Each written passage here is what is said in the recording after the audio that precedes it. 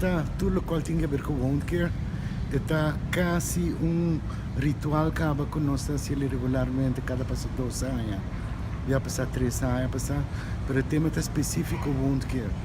Você conhece wound care com nossa esse nível a passar para advanced wound care e nós seguir elevar essa aqui.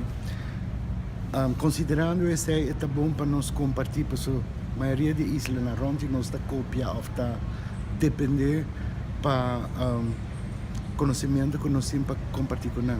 Você sabe que eigenlijk o compartilhamento de knowledge, experiência com o país da vizinha, mas mais importante para o profissional rubiano também. Como é que a opkomst met wat voor interesse? Nós está para ambos dias sold out full.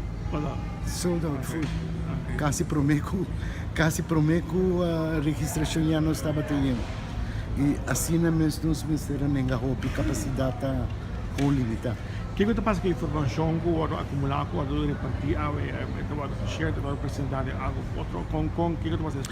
Me imaginar cada grupo, a gama de cibotim fisioterapia é parte de nada na própria cena, lo compartilha aí, me assumir também a cooperação entre especialistas, com